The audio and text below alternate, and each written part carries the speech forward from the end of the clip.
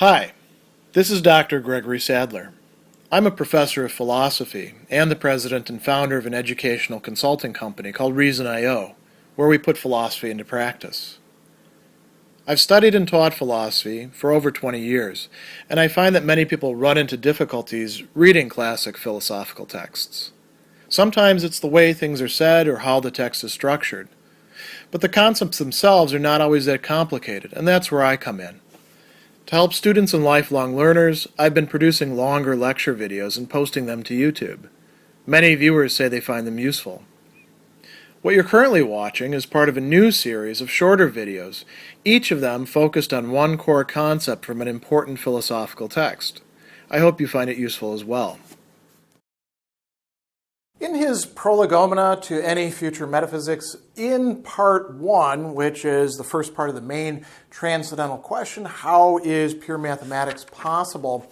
Immanuel Kant is going to answer that question by telling us that mathematics rests on what he calls pure as opposed to empirical a priori intuitions, Anschauungen in German. And so a priori means that they are prior to any experience and so don't require anything experiential.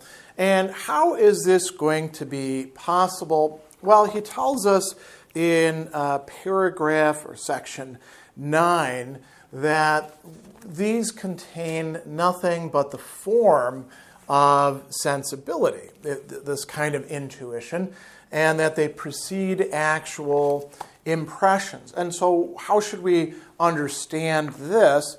It means not only that are these a priori intuitions going to have absolute certainty and necessity. Another term that Kant uses is that they are apodeictic, right? But that they are the condition for the possibility. That's what's enclosed in this preceding.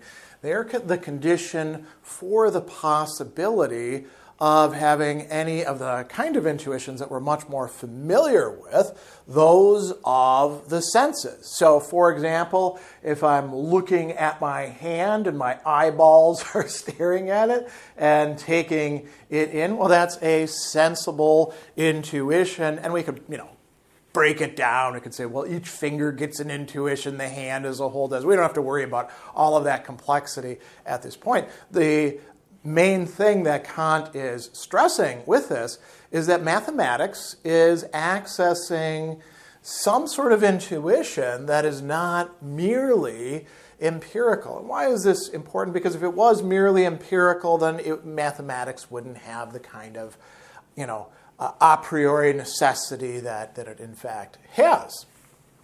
So in section 10, he's going to move on, and he tells us, accordingly, it's only the form of sensuous intuition by which we can intuit things. And here he's using the term Dinge, and we'll get to why this matters in a moment, a priori. And then he says, but by which we can know objects only as they appear to us, that is, to our senses. So a few things. Form is quite literally in German form, right? And we could say that, the correlatives here are form, the a priori, and content, the experiential, empirical, a posteriori, if we want to use the Latin term for that. So, we've got an important contrast going on here. Now, things. Instead of just saying, matters or just using some sort of, pronoun that would refer to things, he's actually saying things. And this is, kind of an important thing to notice, pun intended there, because the things are what we ultimately do into it, and time and space are not actually things themselves. They are the condition for the possibility of grasping things through the senses. And so we come back to this. We don't grasp the things as they are in themselves, an sich selbst. right? So the thing in itself is a very important Kantian notion that we're going to talk about, a bit later. But this is kind of, it's saying, listen, this form of sensuous intuition doesn't give us the things as they are in themselves, only as objects appear to us. Erscheinen, in this case. And he's going to use this word a lot. Schein is illusion. Erscheinung, appearance, appearing.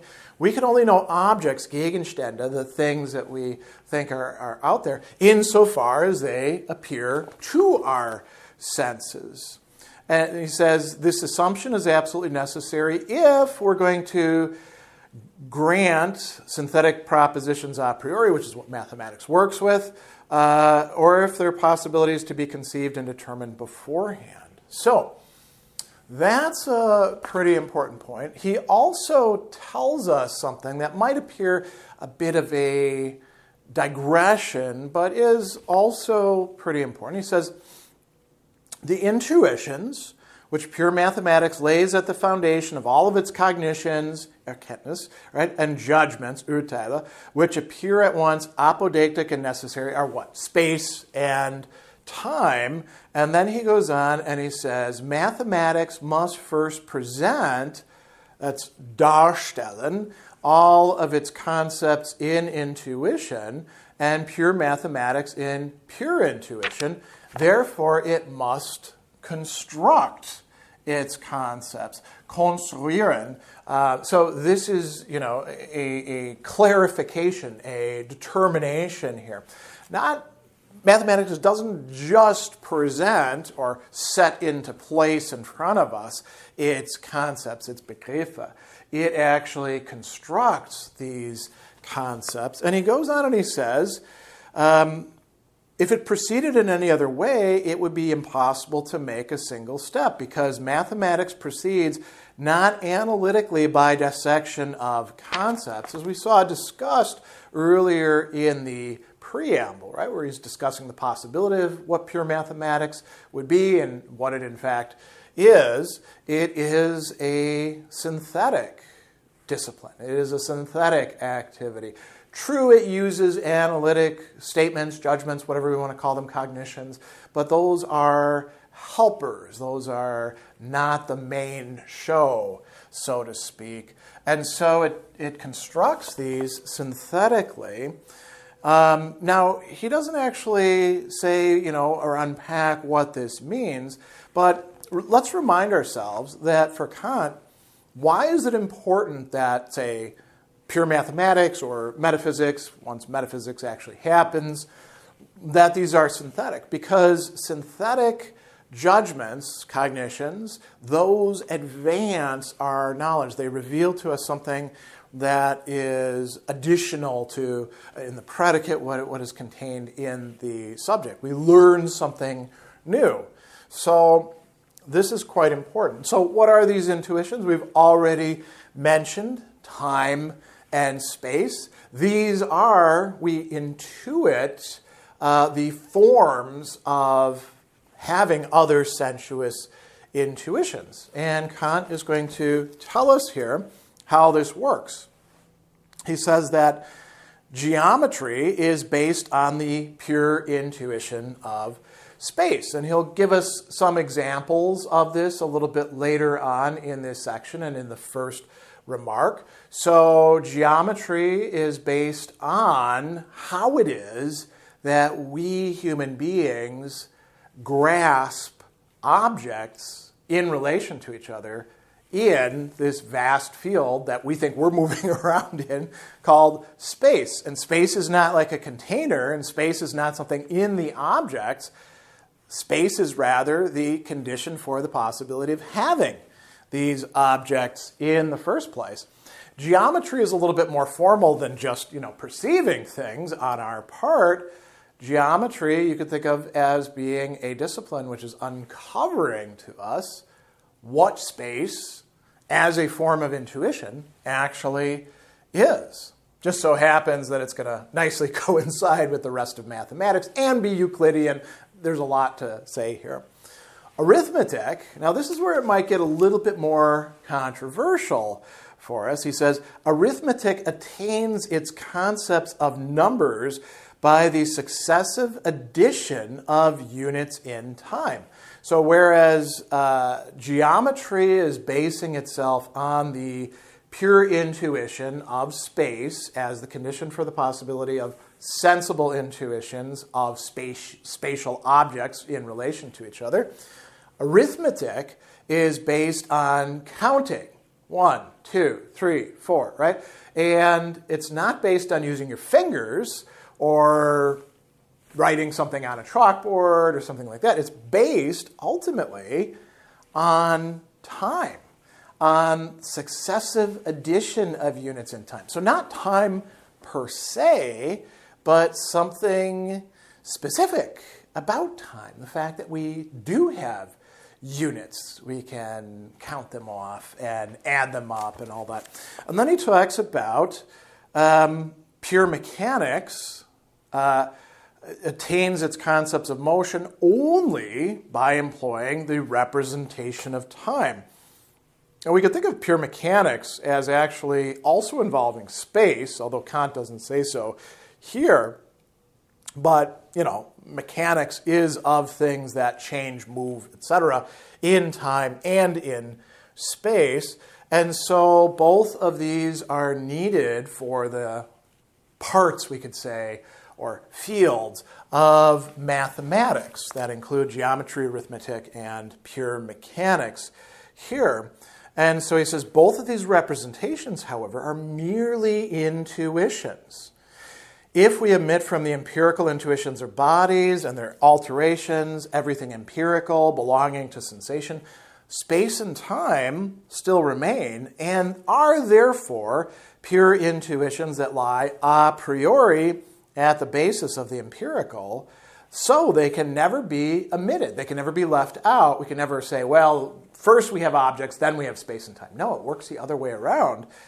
But by being pure intuitions a priori, they prove they are mere, as he says, forms of our sensibility, which precede all empirical intuitions, and in conformity with which objects can be known a priori, but only as they appear to us. Then he is going to, ask about this faculty, this Vermögen. Again, we could think about it as the what makes something possible. It's faculty of intuiting a priori. And, this concerns only the form, space and time. These are, as he's going to say, formal conditions, Bedingungen. So what allows things to have their space and time, what conditions them of our sensibility, of our Sinnlichkeit. So everything that we sort of take for granted in our apprehension of the world, and even our own internal states, which are happening in time as well. Space and time have to be, I won't say there, because there's, they are the there and then that are even making our saying, ooh, right there, right there, right there, or right now, right now, right now, possible. And he goes on to say that objects, Gegenstände, the things that we represent to ourselves in space and time, count, gelten, are valuable only, he says, as appearances, Erscheinungen. Or as we're going to see, he'll also say representations as well. And so, space and time themselves are both intuitions, a priori intuitions, so not regular empirical intuitions, and they are the condition for the possibility of other intuitions. And pure mathematics is based upon space and time as a priori intuitions, which can be grasped, constructed synthetically, and which therefore add to our knowledge as we accumulate more and more of it.